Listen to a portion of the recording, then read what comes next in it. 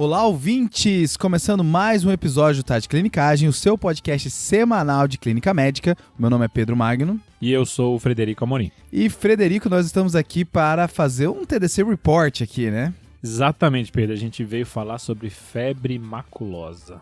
Exato. A gente não estava nos programas do TDC, nas listas do TDC de futuros episódios que podiam aparecer. Mas aí situações ocorreram, acho que a maioria dos nossos ouvintes já deve ter ouvido algumas notícias sobre isso. Então vale a pena a gente aproveitar aqui e fazer rapidinho um episódio sobre o que é quando desconfiar, né? Engraçado, Pedro, que acho que 2023 é o ano da capivara no Brasil, né? Teve a filó, agora teve a febre maculosa. Mano, assim, a minha tristeza, Fred, é que eu acho que menos a metade dos ouvintes sabe quem é o filó. Tá? Mentira, é impossíl, tá? Pode, ó, eu já deixo... Eu não sei quem tá de qual lado, mas que conhece. Então eu já deixo o desafio aqui, se você sabe quem é a capivara filó, não. Eu já digo mais, metade do TDC não sabe quem é a capivara filó, tá? Eu duvido. Mas acho que antes da gente começar, é importante a gente ressaltar o porquê que eu e você estamos nesse episódio de febre maculosa, né? Na verdade, quem tá ouvindo o TDC nas últimas semanas tá de saco cheio de ouvir só nós dois, né?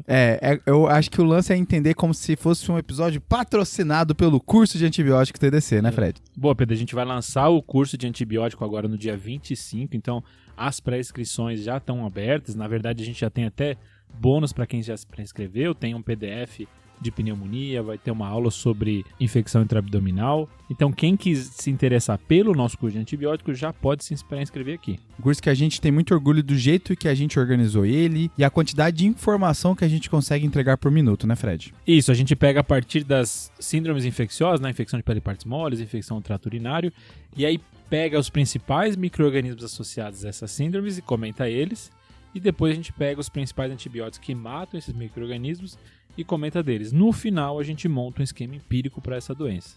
Além das aulas das principais síndromes, a gente vai ter também aula de resistência no final do curso. Maravilha. Então, o link está aqui embaixo na descrição desse episódio, mas você também encontra no Instagram nosso, aonde der, né? Então, se pré-inscreva agora e domingo tem um cupom de 40% de desconto, tá? Eu acho que essa informação não dá pra gente deixar passar. No domingo, a gente vai fazer uma live de abertura falando sobre quando escalonar a antibiótico terapia. E quem tiver na live vai receber um cupom que só vai valer no domingo, 40% de desconto. Então a live é no domingo às 20 horas. Boa. E como não vai ter febre maculosa no curso, Fred, a gente percebeu que era melhor a gente fazer um episódio sobre isso, né? Isso. Então aqui a gente vai dividir o episódio em 4 partes. Primeiro, a gente vai contextualizar para o ouvinte o porquê que a gente está falando disso. Faz sentido. Segundo, a gente vai explicar um pouquinho o que é a febre maculosa e os locais que estão envolvidos nessas infecções. Beleza, até porque isso vai ser importante para o terceiro, né? Que é quando pensar em febre maculosa. E pensei em febre maculosa, o quarto... O quarto, Pedro, são as condutas no pronto-socorro. Então, suspeitei, o que eu faço... Peço o exame no peço, começo a tratar no peço, é mais isso que a gente vai discutir. Fechou, Fred. Então bora para a primeira parte aqui sobre o porquê que a gente tá falando. A gente reservou um episódio sobre isso aqui no TDC. Esse assunto veio à tona agora, Pedro, porque na região de Campinas houve um evento com cerca de 3 mil pessoas e dentre essas pessoas tivemos 4 casos confirmados de febre maculosa com óbito. Tá. No mesmo local, uma semana depois teve um outro evento com 10 mil pessoas e tinha casos suspeitos da doença já em investigação. A gente está trazendo esses dados baseado num documento publicado no dia 16/6 de várias entidades governamentais de saúde, então a Secretaria Municipal de São Paulo, a Covisa, elas em conjunto publicaram um documento falando dessa contextualização, mas pode ser que agora que você está ouvindo tem alguma novidade que a gente ainda não comentou aqui. Acho que é até bom a gente marcar que a gente está gravando esse episódio 2 dias antes do lançamento, né? No dia 19 de junho, né? Boa.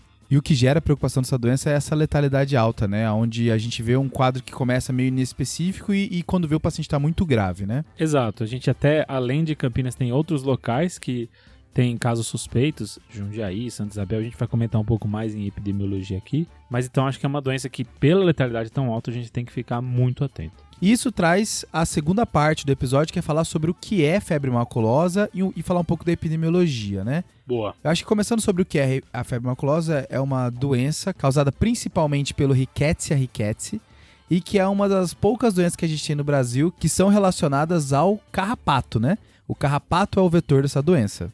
Pedro, aqui no Brasil a gente não tem muita infecção associada a carrapato, né? Mas nos Estados Unidos isso é muito comum. Não, você lê um artigo do New England, um caso clínico do New England, uma vez por mês ele chuta uma doença do carrapato, né? Lyme, né? Sempre Lyme, né? Ele gosta.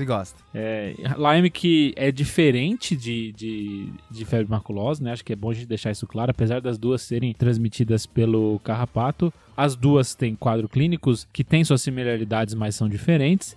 São bactérias diferentes, então o Pedro falou da Rickettsia rickettsii, na febre maculosa é a Borrelia burgdorferi. Nos Estados Unidos existe uma doença por carrapato sem ser Lyme, que é provocado pela Rickettsia rickettsii também, que é a febre das montanhas rochosas, né? Por mais que seja a mesma bactéria provocando a doença, ela se manifesta um pouquinho diferente, não é os mesmos vetores, pode ser uma clínica um pouco diferente. Então, aqui a gente vai focar na febre maculosa aqui. Então, deixando claro, no Brasil, febre maculosa, que é a mesma bactéria que causa febre das montanhas rochosas nos Estados Unidos, e doença de Lyme é uma doença separada, mas que também é transmitida por carrapato, que não é importante no Brasil. Top, Fred. Muitas das informações que a gente está tirando aqui, na verdade, esse podcast se baseia muito num documento publicado pelo Ministério da Saúde em 2022, né, Pedro? Exato. Esse documento, ele é aqueles documentos enormes do Ministério da Saúde que a gente gosta, né? Mais de 150 páginas, parecido com aquele que ele lançou em 2018, 2019 de tuberculose.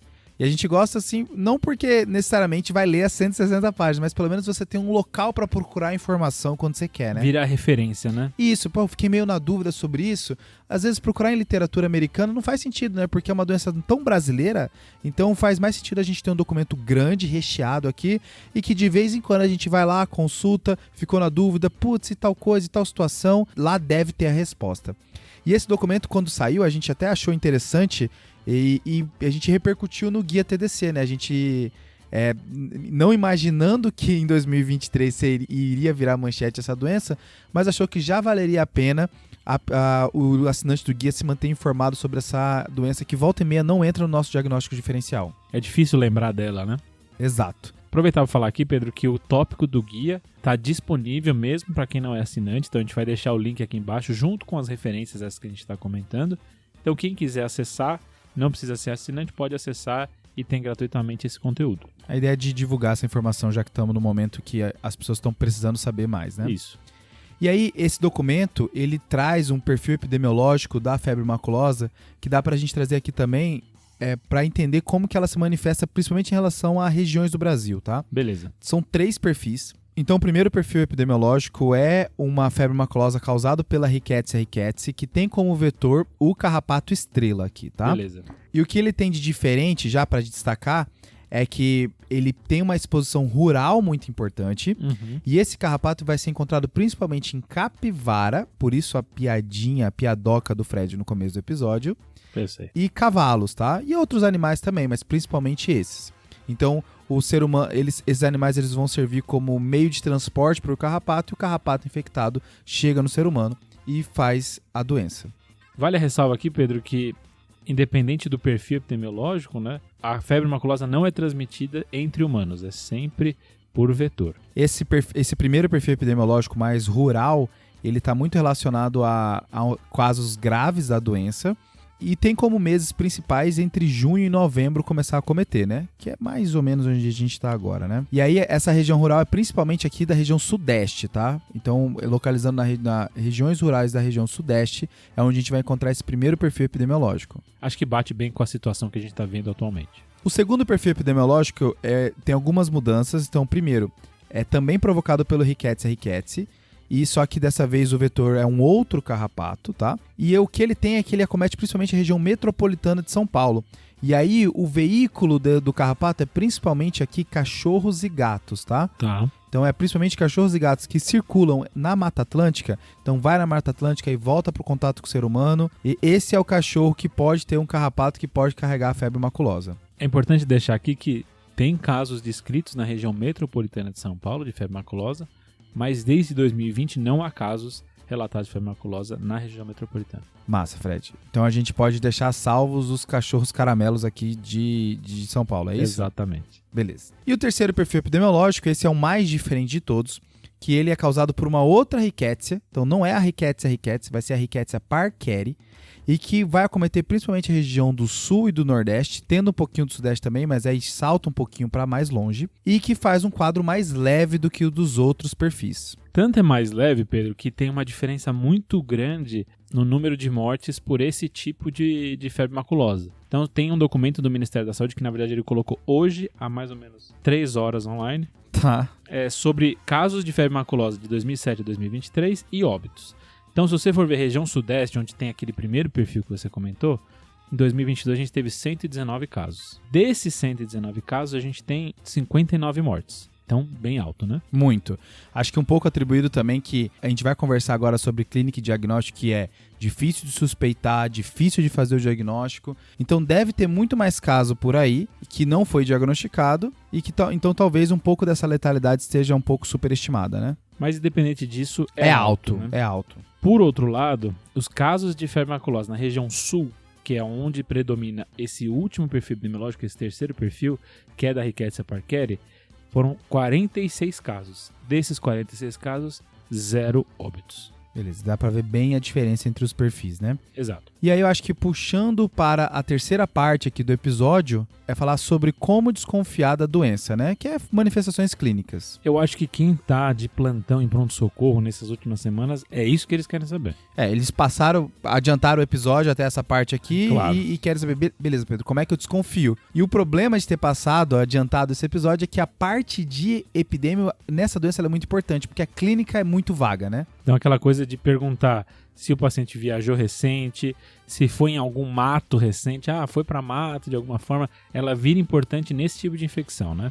Exato, porque a gente pode dividir as manifestações clínicas da febre maculosa em 4 síndromes principais, tá? Tá. 2 leves, 2 graves. Vamos para as leves, então. As leves é síndrome febril. Paciente com febre, calafrio, mal-estar, então sintomas inespecíficos, náusea. O paciente ele pode chegar só com esses sintomas e já ser um quadro de febre maculosa. Acho que o diferencial importante aqui com as arboviroses e até com infecção respiratória, infecção intestinal, monolike. Acho que o diagnóstico diferencial aqui é muito grande. Hashtag tudo é virose, né? Isso. O segundo síndrome que a gente pode encaixar o paciente é uma síndrome febril exantemática. Tá. Então o paciente pode ter um quadro de rash, ainda mais agora que você falou da arbovirose. Então ele pode ter um rash. Esse rash ele pode começar no 3º dia, mas é mais pronunciado a partir do 5º dia.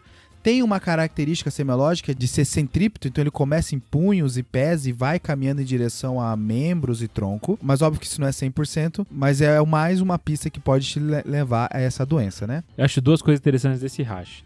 Isso que você comentou que 3º ou 5º dia, ou seja, o paciente pode chegar sem rash. E a segunda coisa é que ele pode afetar palmas e plantas, né? Então ele entra naquele diagnóstico diferencial de rash maculopapular que pega palmas e plantas, que cada vez que eu leio, entra mais doença que faz isso. Não sei se você tem essa impressão também. É, isso mesmo. Era tão legal quando antes era só sífilis, né? Isso, é. E aí, Pedro, tem 2 coisas relacionadas à pele, além do rash, que chamam atenção para doenças assim. Então, uma é a lesão em alvo, que não é comum na febre maculosa. Acho que isso é bom a gente deixar claro. Ela é comum na doença de Lyme, então às vezes pode confundir um pouco quem leu doenças associadas ao carrapato, mas na febre maculosa não é um achado que a gente geralmente encontra, né? Exato. Então o rash ele não precisa ser numa característica em alvo como é em Lyme, como é na Lyme. E o segundo é a escara, que é quando no local que o carrapato pica... Morde? Não sei se o carrapato pica ou morde, mas aonde no o local carrapato... Onde o carrapato chegou em você? Boa. Pode ficar uma escara, é uma alteração de pele que acontece nesse local, em que o tecido fica necrótico e com crosta por cima. Entendi. Isso também não é comum da febre maculosa pela Rickettsia rickettsii, mas sim pela Rickettsia parkeri, que é aquela que a gente comentou que é mais do sul do país. 3º perfil, um pouco mais leve, né? Exato. Eu acho que o grande problema da gente discutir o rash na febre maculosa, Fered, é que eu posso ter a manifestação fulminante da doença, que é quando o paciente progride para as formas graves da doença antes do 6º dia. Então, antes mesmo da lesão aparecer, que geralmente é após o 5º, o paciente já está grave na UTI, com disfunção orgânica, e você nem entendeu o que está acontecendo e nem pensou em febre maculosa. Então o paciente pode evoluir rapidamente para uma daquelas duas formas fulminantes que você comentou, né? Isso. A primeira síndrome grave é a síndrome febril hemorrágica, que acontece principalmente devido à plaquetopenia, distúrbio de coagulação que o paciente pode ter por inflamação sistêmica. O paciente pode ter sangramento pulmonar, sangramento intraabdominal, pode ter sangramento nas lesões de pele, tá? E a quarta síndrome é a síndrome ictérico-hemorrágica, que é quando o paciente tem disfunção hepática junto, né? Então ele pode fazer um quadro de icterícia. O paciente pode evoluir para disfunção de múltiplos órgãos aqui, Fred. Com essas manifestações a gente percebe a gravidade da doença, né? Não só a alta letalidade, mas quão grave ela pode ficar. Exato. Agora sim, a gente falou de 4 síndromes diferentes, né? Mas a dúvida que fica é assim, tá, mas como eu diferencio de uma dengue, uma monolike, qualquer outra dessas infecções que ficam parecidas? Como é que eu vou fazer essa diferenciação? Fred, porque assim, ficou muito vago, né? Ficou febre, a outra forma febre e rash, e o resto é febre, rash e disfunção orgânica, Acho né? que você vai falar o que eu já tô esperando. Não tem como, né? Assim, não tem como, tá?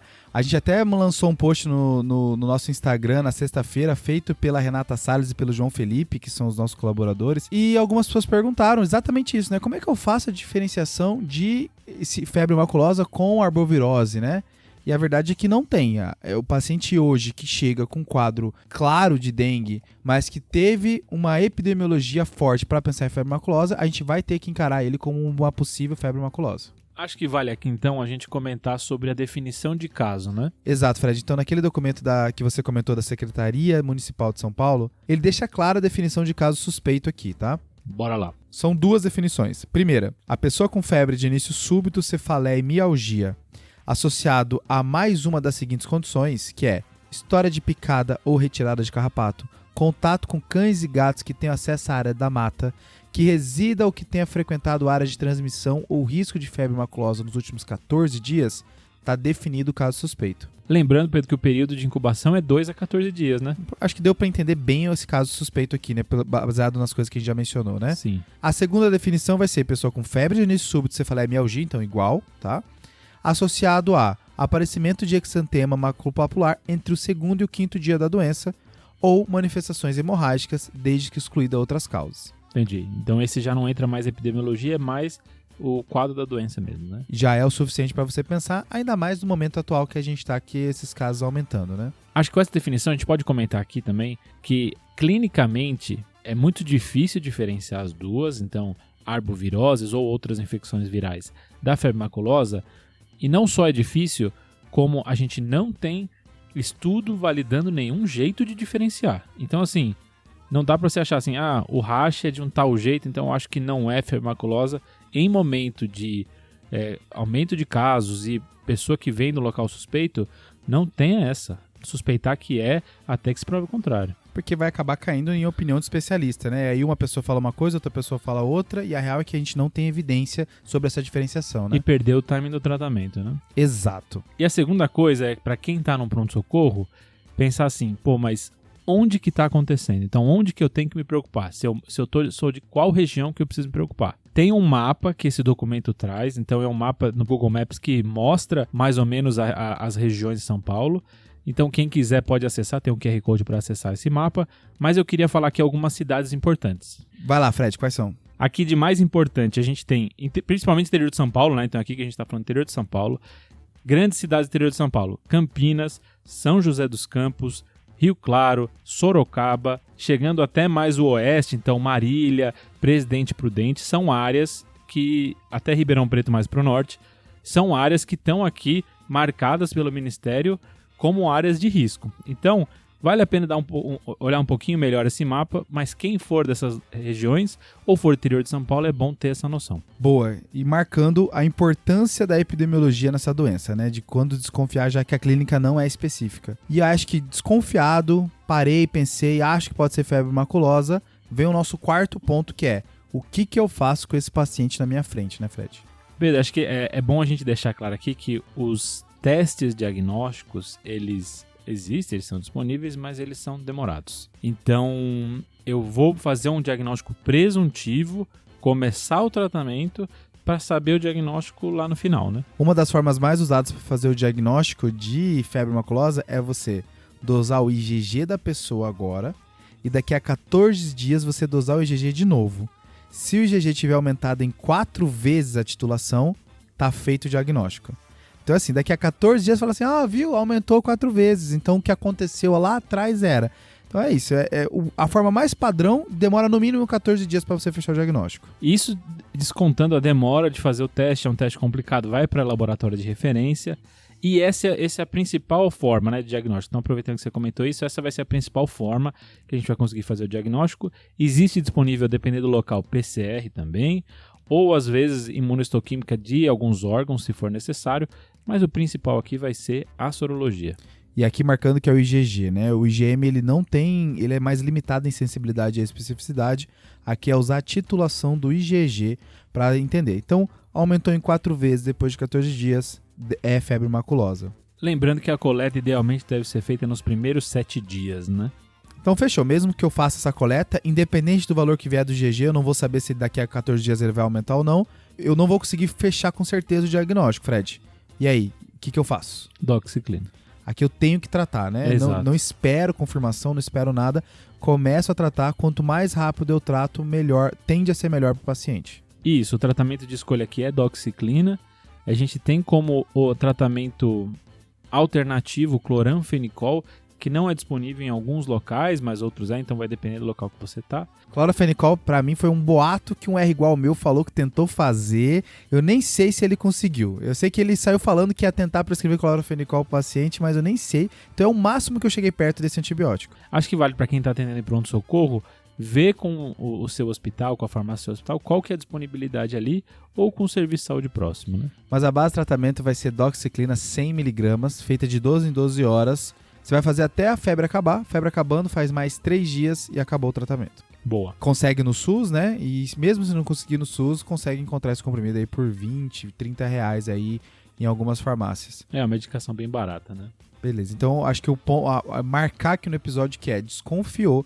Pedro, tô na dúvida se é dengue ou se é febre maculosa, porque a epidemiologia bate. Trata. Vai tratar.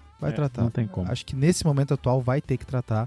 E aí, por último, um caso de uma doença estranha, geralmente o Ministério da Saúde pede para que a gente notifique, né? Exato, é uma doença de notificação imediata, né, nas primeiras 24 horas, então vale a pena ver no seu serviço como é que isso funciona e quando tiver você avisar para quem faz essa notificação ou se você mesmo for fazer. E a gente sabe que é ruim notificar, né, Fred? Que às vezes é muito papel, é muito complicado, mas é isso que vai gerar informação até pra gente poder estudar perfis da doença, né? Imagina você tá atendendo um paciente em um local, em alguma cidade que a gente não mencionou aqui, e aí se ninguém desconfiar, a gente vai começar a ver casos de óbito. Nossa, aquela pessoa foi óbito, ninguém soube o que era. Porque provavelmente alguém não pensou, não notificou às vezes no começo, e a gente não consegue ter informação, né? Você tá alimentando o mapa da doença, né? De uma doença que depende muito do mapa, né? Exato, Pedro. Uma doença que a epidemiologia é muito importante. Então, saber de onde o paciente vem é crucial aqui. Acho que com isso a gente encerra o nosso episódio, né, Fred? Acho que sim, Pedro. Bora pros salves? Bora. Pra quem vai ser o salve, Fred? O meu salve é pro Leonardo Bonilha da Silveira. Ele é um R2 de infectologia aqui da Unifesp, que não só está na R2, como agora acabou de ter um filho. Aí ele achou que a vida estava tranquila na residência e falou assim, tá, eu acho que agora eu vou querer uma ação, quero emoção. Deve estar agora no meio da licença paternidade. Justíssimo. Então, um grande salve. Um abraço, Leonardo. E o seu, Pedrão? O meu vai para uma pessoa que nem pediu salve, mas esse episódio, ele é especial. Salve espontâneo, então. Exato, é porque a Rebeca Fonseca, ela foi, quando eu fui preceptor da residência de clínica, ela tinha entrado na residência, e desde então, depois ela assinou o guia TDC, ela viu o tópico de febre maculosa no passado, e aí ela começou a fazer prova de residência, e toda vez que caiu febre maculosa, ela mandava uma mensagem. Lembrei de você. E aí, criou essa ligação entre a gente, entendeu? E agora que estourou o caso, eu lembrei dela, então um salve, Rebeca. Ligados pela febre maculosa. Exatamente. Um salve. E com isso a gente encerra o episódio de hoje. Lembrar de seguir a gente no podcast, nas redes sociais e por aí vai, né, Fred? Segue em tudo. É isso aí. Acho que deu, né? Fechou. Valeu, falou. Esse podcast tem como objetivo educação médica. Não utilize como recomendação. Para isso, procure o seu médico.